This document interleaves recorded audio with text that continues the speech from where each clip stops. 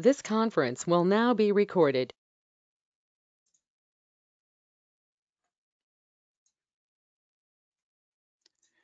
Okay, this presentation will describe our efforts to analyze stormwater treatment statistics from the 2019 version of the International BMP database. This effort is fully documented in USGS Scientific Investigation Report 2020-5136 and the accompanying data and software releases. I put references and links to those in the chat. Hopefully you'll wait until after this is over to go visit those.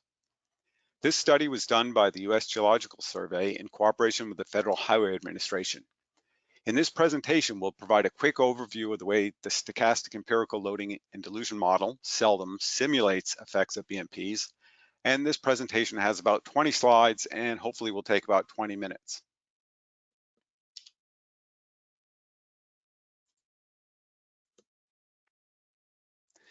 This presentation will focus on the products from the current study, which are documented in a report, a data release, and a software release.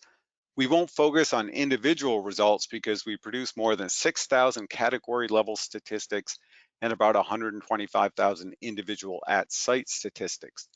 The report is Statistical Methods for Simulating Structural Stormwater Runoff Best Management Practices with a Stochastic Empirical Loading and Dilution Model.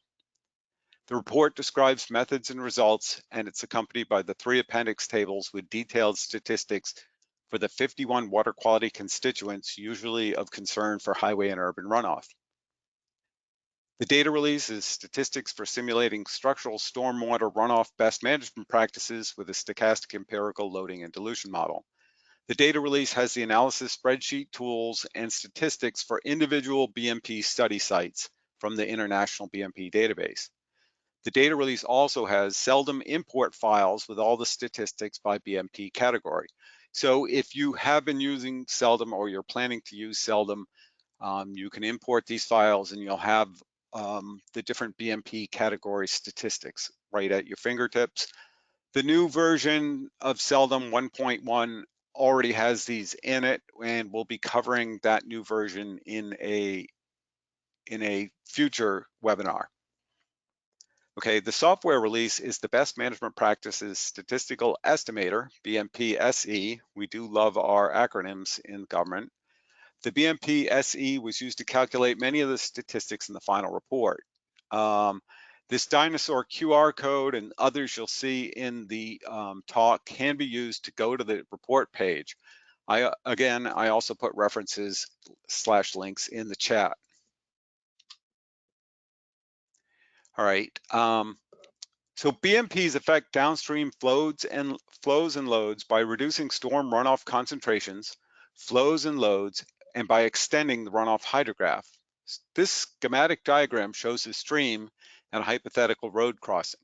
This could also be an urban runoff area. The upstream concentrations, flows, and loads are on the left, the highway variables are in the middle, and the downstream variables are shown on the right. The downstream flows and loads are the sum of the upstream and highway flows and loads. The downstream concentrations are the downstream loads divided by the downstream flows. BMPs can improve downstream water quality when they reduce the highway runoff contributions. BMPs also can reduce downstream concentrations by extending the highway runoff discharge hydrograph over a long period of time to allow for more dilution of BMP discharge flows. Bmp processing is complex and varies from storm to storm, site to site, and BMP to BMP. This diagram shows a source area on the left, a BMP in the center, an overflow or bypass route above the BMP, and the receiving water on the right. The flow terms are shown in blue and concentration terms are shown in yellow. The loads are the product of the flows and concentrations. Flows may be attenuated by infiltration, evaporation, and transpiration. Concentration reduction mechanisms include settling, filtration, adsorption, volatilization, flotation, and various biological mechanisms, including uptake, conversion, and degradation. It's generally assumed that overflow and bypass flows are, by and large, untreated. Overflow BMPs, in which flood flows are routed through the BMP, seem to be more common because the ratio of overflow to bypass BMPs in the international database is about 2.85 to 1. Modeling the effectiveness of BMPs is difficult because there are many different types of BMPs and they can be used in series or less commonly in parallel. As these images indicate, the characteristics of the flow path through the BMP can be quite different. The treatment mechanisms vary by design, between designs for the same type of BMP, and from storm to storm and season to season at each BMP site.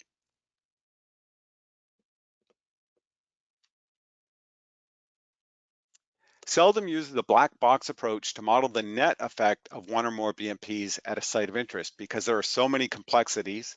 Data for characterizing detailed BMP treatment processes are lacking, and there is a great uncertainty in the application of data from site to site and storm to storm. With the black box approach, we are given the flows, concentrations, and loads from the source area, which is shown on the left, and use transfer functions to calculate the flows, concentrations, and loads to the receiving water, which is shown on the right. In SELDM, these transfer functions are the ratios of outflows to inflows with rank correlation to inflow values. The statistics we calculated during this project are used to provide unique treatment transfer function values for simulating BMP performance. To do our analysis, we used the 2019 version of the International BMP database because it's rich with data and is available to the public. This is, as of today, this is the latest version of the International BMP database. It has 526 sites, 771 BMPs, 2,371 monitoring stations, 19,547 runoff events, 30,682 flow measurements, and about 375,000 water quality measurements. I'll briefly cover how the International BMP database team looks at data to put our approach in context. They have one mission and we have another. So when I discuss this, I'm not criticizing what they're doing, it's just that we're doing something separate. But it's good to know what they're doing and how they do it. Okay, the International BMP database team focuses on lumped inflow and outflow concentrations. What that means is they take all the data from all the BMPs of one particular type. They combine that data from all sites for each category and compare inflows and outflows. This graph is a box plot of total phosphorus concentrations from their 2020 performance report showing BMP categories. And for that report, you can see the reference on the bottom and the QR code kind of on the right. Some categories in this box plot have increases, some have decreases, and some have no significant differences. In their reports, the International BMP database team provides summary statistics and 3 statistical tests designed to detect statistically significant differences in the lump populations of inflow and outflow concentrations from each BMP category. The International BMP database team's reports are designed to help users select a BMP category that reduces median concentrations of constituents of concern. In this excerpt from their report, we can see that lump data from all detention basin, retention ponds, and wetland basins indicate statistically significant reductions, as evidenced by the 3 downward black triangles. The wetland channel has less conclusive results with 2 no reduction results indicated by black diamonds and 1 statistically significant reduction. The grass swale and grass strip results indicate statistically significant increases in median values as indicated by the upward red triangles. Our research, however, indicates that the median concentration difference is not the whole story. Our results, which looks at ratios with correlation, indicate that wet BMPs reduce apparent concentration by dilution rather than removal, and loads from such BMPs can increase, especially if the groundwater discharge or wetland plants also deliver some of the constituents of concern. Conversely, because swales and strips can reduce the highest concentrations and reduce runoff flows, use of these BMPs can result in net load reductions. The International BMP database team also has done many detailed analyses, including an effort to analyze the effects of BMP design variations on performance. So I'll quote them here on this slide. As a result of this evaluation, a few design-related findings emerged. Most of the BMP design parameters that were significantly correlated with effluent concentration often displayed a similar correlation with the influent concentration. This finding confounds conclusion that can be drawn regarding causal relationships between BMP design parameters and removal of constituents. So they attempted to estimate the effect of design features for each category on the performance of BMPs within that category. For example, would the length of a grass strip define the change in runoff concentrations across the strip? They found that with available data, the inflow concentrations generally have the greatest effect on outflow concentrations, but BMP geometry is not a strong predictor. This is similar to the results of other studies that use real-world data from many sites. So now we'll talk about kind of the SELDM approach. So what we know is that decision makers for DOTs, municipalities, and regulatory agencies need to know the effectiveness of concentration and flow reduction and hydrograph extension for reducing adverse effects of runoff on receiving water quality. So this is not just what is the difference in the concentration, this is how will it affect those downstream conditions. So this graph is a probability plot with total phosphorus on a log scale on the vertical axis and the percentage of event mean concentrations that exceed a given concentration in a probability scale on the horizontal axis. This graph shows the risk of exceeding a 0.1 milligram per liter in-stream criteria upstream of a highway site and downstream of the outfall with and without BMP treatment. In this hypothetical example, a simple grassy swale was able to meet the water quality criteria because the swale was able to reduce high inflow concentration, reduce flows, and extend the discharge hydrograph.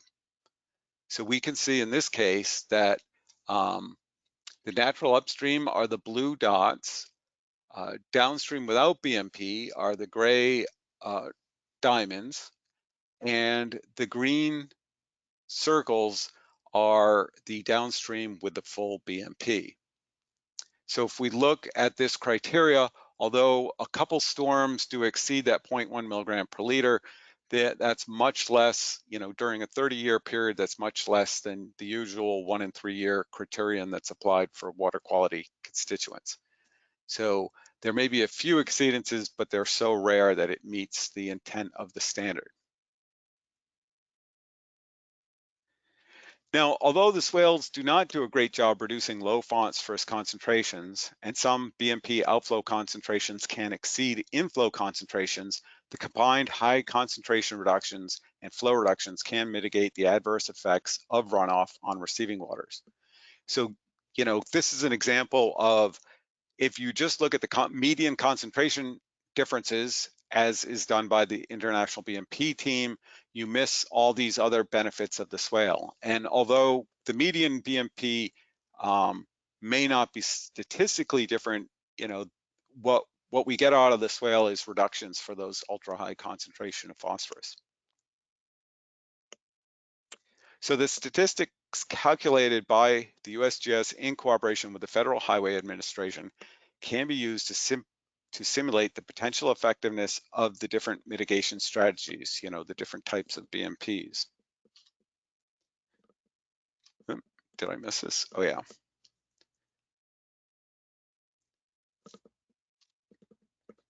So decision makers also need to know the effectiveness of concentration and flow reductions for reducing annual loads of constituents of concern.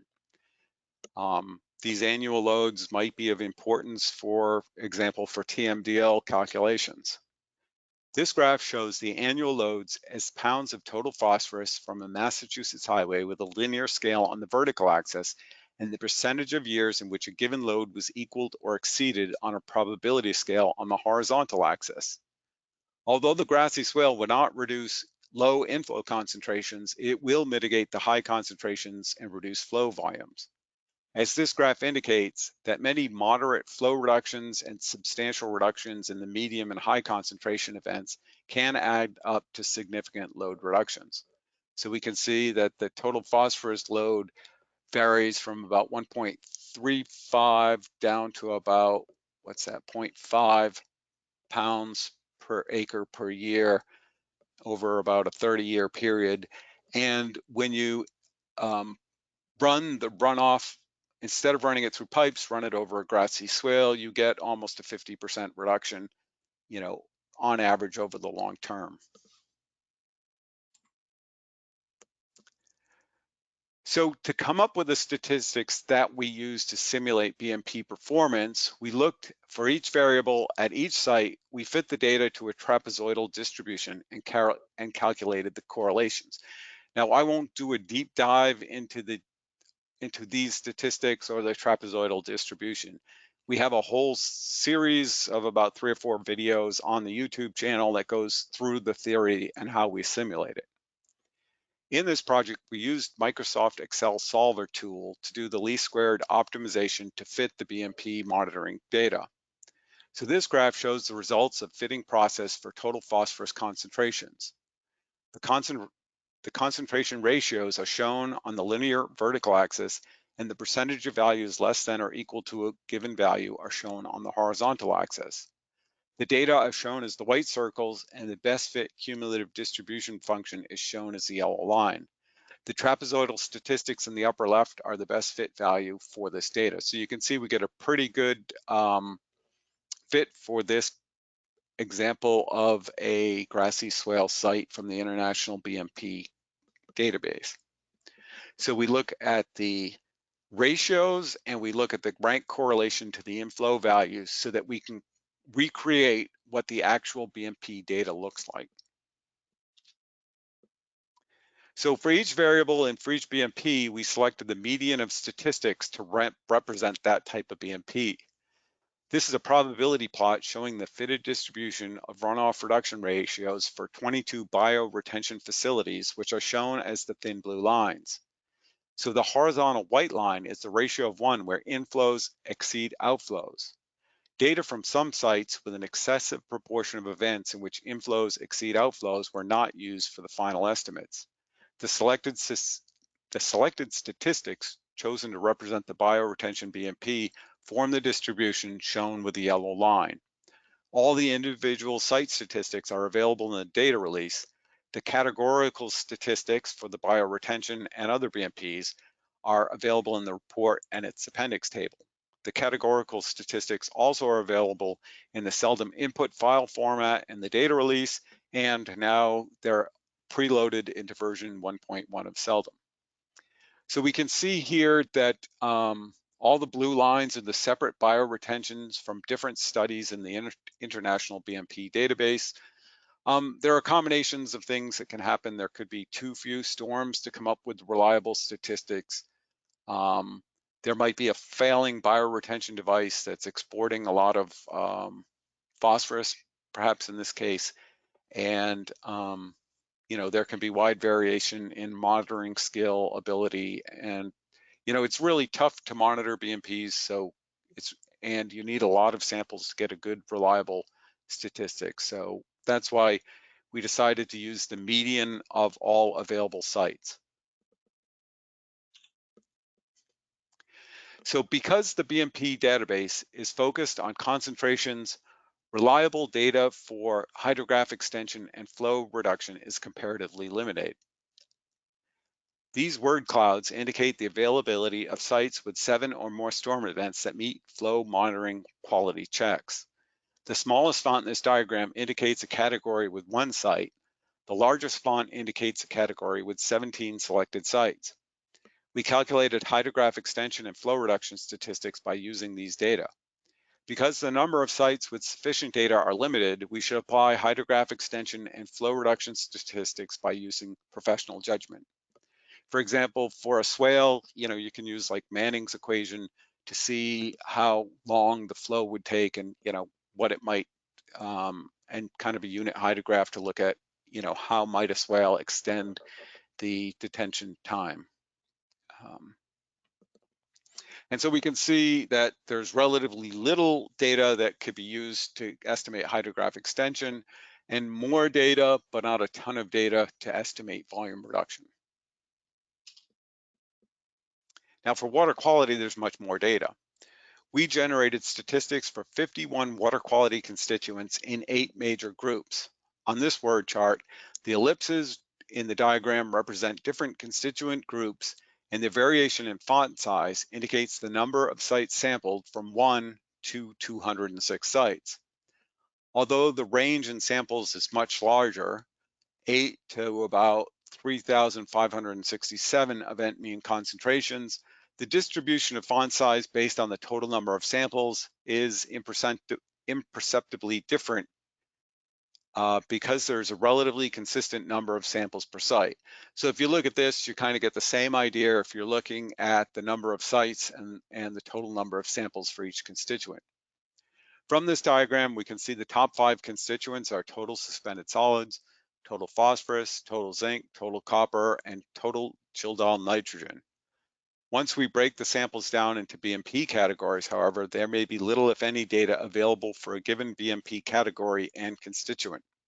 So in those cases, we should apply the concentration reduction statistics by using professional judgment, especially when available data are limited.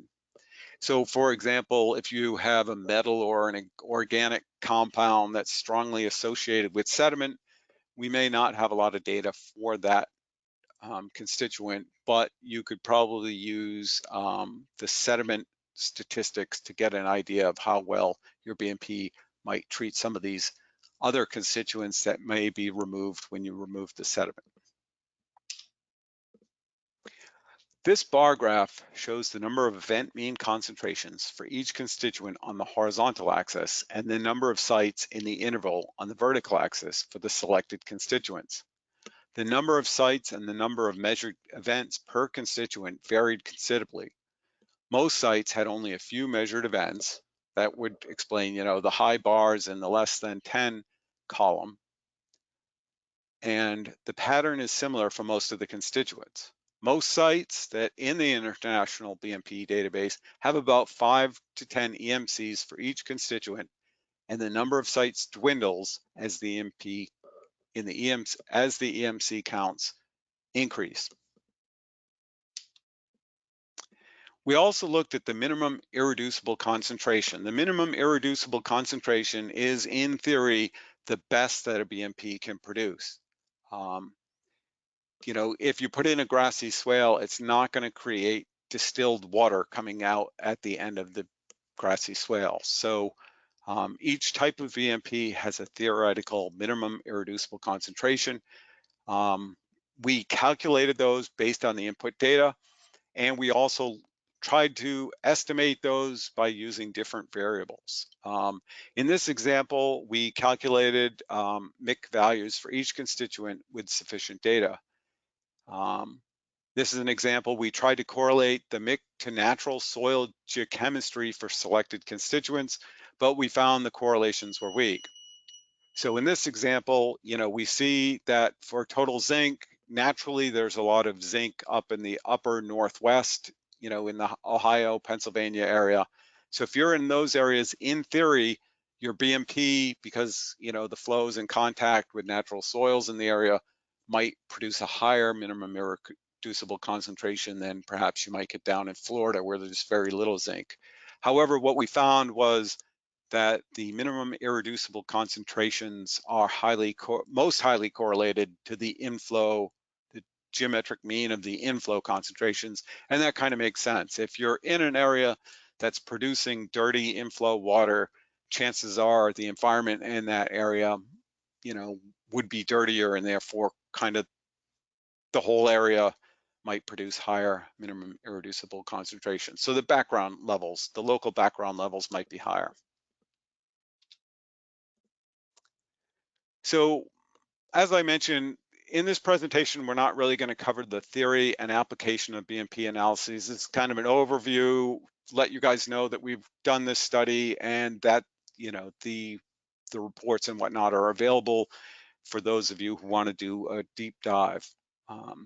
Please see our YouTube training videos titled Runoff Modification by Stormwater Best Management Practices and SELDM Simulates Runoff Modification by Stormwater Best Management Practices for more details. The SELDM Wikipedia page has links to the YouTube Stormwater channel if that helps you find it. And there are a number of other instructional videos for BMPs and other aspects of runoff quality on that site. So this presentation is a simple overview to announce the results of the study. To get the results, please go to the report page, which is links to the report, the tables of statistics, and all the tools and data we use to generate statistics in the report. So that concludes this presentation. I'd just like to mention that we have some upcoming webinars with dates to be determined. We're going to have a webinar on SELDM version 1.1, which has the BMP statistics in it already, and which will do batch processing. We're just finishing up a TMDL study for Caltrans. We'll have a webinar on that just to give a brief overview of what we did there. We're looking at doing a mixed online class in early fall, and in those mixed classes, we tend to have people watch the YouTube instructional videos, and then we get together online to talk about questions and go through class exercises. And I'd like you to know that this webinar and other materials are always available on YouTube. All right, great. So with that, I'll stop recording.